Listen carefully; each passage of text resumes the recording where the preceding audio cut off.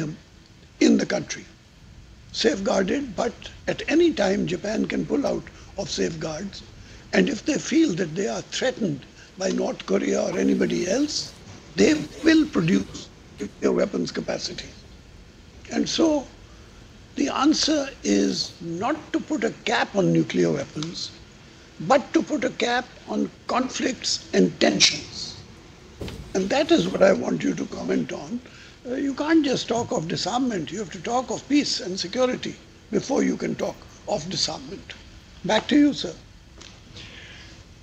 Well, these are all three very important points. I'd like to just take them in order here. As for the issue of cheaters, well, you can argue that in any system of law, there are issues of compliance that arise. It's the nature of law. We have laws, for example, requiring cars to stop at intersections, at stoplights. We have laws against murder, laws against assault. These laws are violated every day. Yet we don't say the laws are useless or illegitimate or not worthy to have. The issue is not one of should we get rid of laws because they're not perfect compliance. What law has perfect compliance? The only law that has perfect compliance is the law of human mortality. Everything else has got questions of that arise of compliance. That is to be expected. What the world community has got to do is to try to improve that record of compliance, and the way this is done is through a political process of bringing pressure to bear on states that are not acting in conformity of their international commitments. And this is exactly what's going on. Pressures are being brought to bear on the nuclear weapon states, and they're coming from three directions. They're coming from citizens within their countries. They're coming from enlightened leaders who have risen to high leadership positions in those countries, who I think are trying to work for disarmament, such as President Obama and others. And they are arising from pressure from the world community. So you have bottom-up, top-down, and outside-in pressures that are working on these states. And they're working to try to push them into a better record of compliance with their commitments they've already made in the field of disarmament. With respect to deterrence, I strongly disagree here with Ambassador Kamal when he suggests a simple bifurcation of peace or security versus disarmament. He seems to imply that you must first have a nirvana. You must first resolve all regional conflicts so that the lion lays down with the lamb. And once you achieve this blissful, harmonic world of no conflict, then you can start talking about disarmament. He does not seem to realize how progress in eliminating these weapons, in reducing them, is itself a profoundly important confidence-building measure in addressing security concerns. In the 64-year history of the United Nations, disarmament has not been viewed as an idealistic utopian vision. It's been supported precisely because it's seen as a security measure. Disarmament is not seen as a gift or a philanthropic act. Disarmament is supported because of the perception that it enhances a state's security, both individually and nationally. South Africa gave up its nuclear weapons. Belarus, Ukraine, Kazakhstan gave up their nuclear weapons. Argentina and Brazil had nuclear weapon capabilities that they gave up.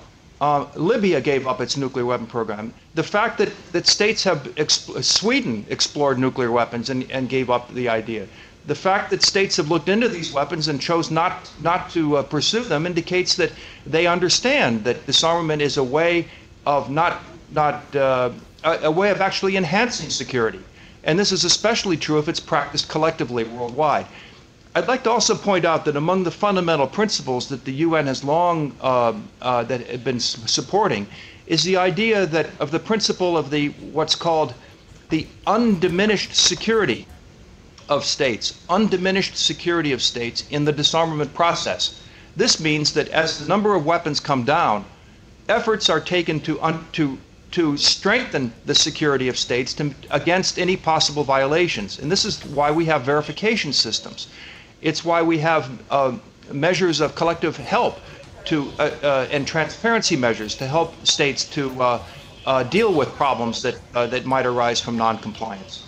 This idea that security is some prerequisite for disarmament I would argue to the contrary. Disarmament helps to enhance security. On the issue of knowledge, it is absolutely correct. This is a complete fallacy that some states have, which is that you can stop the proliferation of nuclear weapons simply by controlling knowledge or by export controls. Ambassador Kamal is absolutely 100% correct on this. This knowledge, the knowledge of how to make these nuclear weapons is, look, it's 64 years old, and if the U.S. can design a bomb that they can drop on Hiroshima without ever having tested it using 1945 technology, it's not that big a deal for states to design and build and use nuclear weapons in 2009. The technology has changed, computer technology is available, material science is far better, knowledge has spread. I would only argue that knowledge has spread in more ways than one. One way that knowledge is, I hope, spreading is the knowledge of the security value of disarmament. Increasingly, more and more states and people around the world are coming to acknowledge that disarmament is a national security posture that can be useful for states and can enhance their security, not detract from it. And that also is a form of knowledge that I think is important to acknowledge and recognize. More and more states around the world are recognizing this. It happens every day in the debates and discussion and deliberations in the UN and in national governments themselves. So let's open it up for your questions now and see what you've got to ask for us. Okay, over to you for questions, starting with Florum. 2 questions from there, please. Hi, I am Frank Spizzato. I'm a freshman at Florum. I myself have a particular interest in nuclear weapons and proliferation and disarmament of them.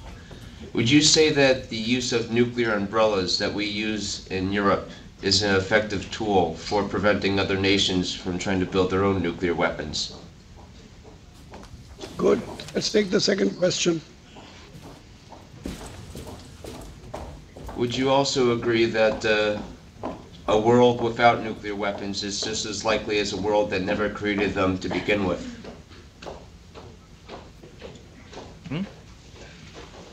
Okay. On the first, my own view is that nuclear umbrellas would make a big difference because they have made a big difference.